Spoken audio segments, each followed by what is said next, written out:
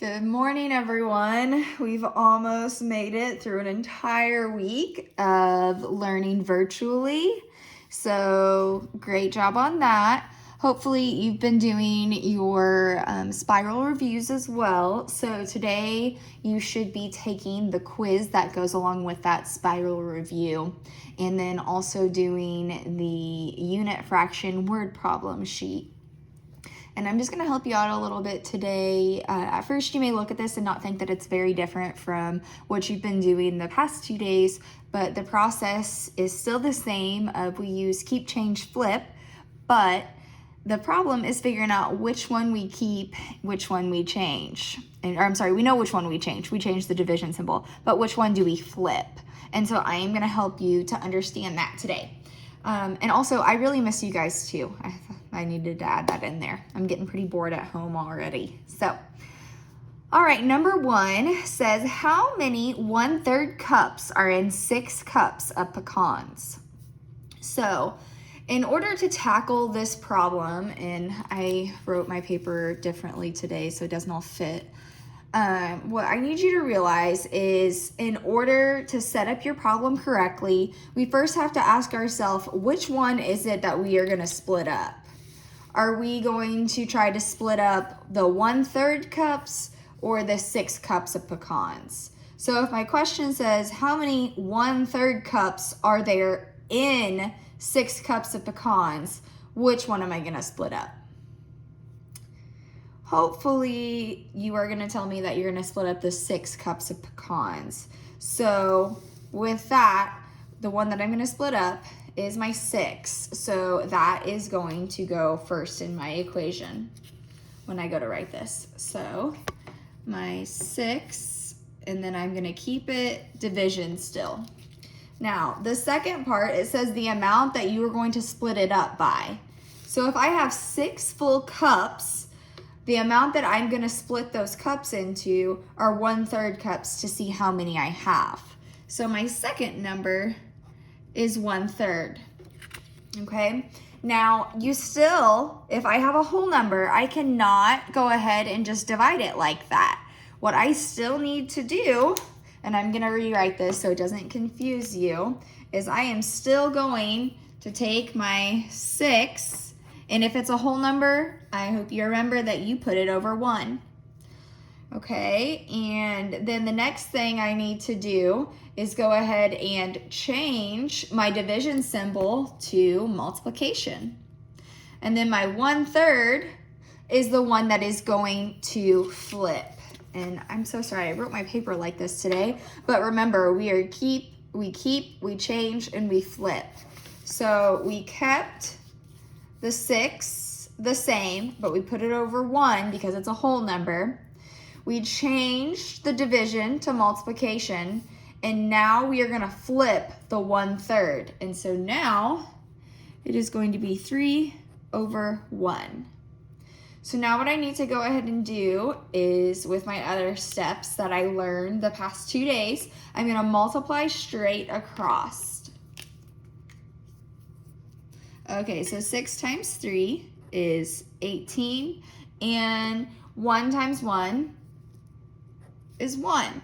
So you should know at this point that 18/1 is the same thing as just 18. So my answer of how many 1/3 cups are there in 6 cups of pecans is 18. Oops, sorry, I hit the camera. Cups, and that is my answer. So some of your answers are going to be whole numbers, and some of your answers are going to be fractions. But what it depends on is your ability to see which one are you splitting up, and then which one are you splitting it up by. If you do not do that correctly on finding that out, then your answer is going to be incorrect. Because if I would have switched this problem, instead, my 1/3 would have been the one that I would have kept like that. And then this would have changed, so I would actually have 1/18. And 1/18 is a lot less than 18 full cups. So do you see how that really makes the difference? So let's move on to the next one. A pet store had 4 cats to feed. If they only had 1/5 of a bag of cat food and each cat got the same amount, how much would each cat get? So we know that we're working with the 2 numbers here. We've got 4 cats and we've got 1/5 of a bag of cat food, and each cat is going to get the same amount. So the question is, what am I going to split up in this situation? Am I splitting up my 4 cats, or am I splitting up my 1/5 bag of cat food? Well, I'm not going to split up the cats and try to do something weird with the cat food. What I'm going to split up is my 1/5 bag of cat food and distribute that out to my 4 cats. So my 1/5 is my first one. Okay, my division stays the same for right now. And then the amount that I'm going to split this up by is how many cats that I had. So I need to take this bag and I'm going to split it up equally to 4 cats. So I have 1/5 divided by 4. Oops, hit it again. So I'm going to continue to follow my steps and I'm going to rewrite my problem like I did up here. So 1/5 I'm going to keep because those are my rules. Division is going to change to multiplication. My 4, I am going to go ahead and put over 1 because I know that's how that works. So because it's a whole number, and I'm going to flip it. So my 4 becomes a 1/4. And let me go ahead and rewrite that original problem out here so it does not confuse you. And let me do that for up here as well. So 6 divided by equals 1/3. So we'll put step 1, step 2, step 3, and step 4. So the same with this, step 1, step 2, step 3. Okay, so now that I've got that all figured out, I can go ahead and I can multiply straight across now. So 1 times 1 is 1, and 5 times 4 is 20. So my answer is 1/20, or I'm sorry, 1/20 or 1/20th cups.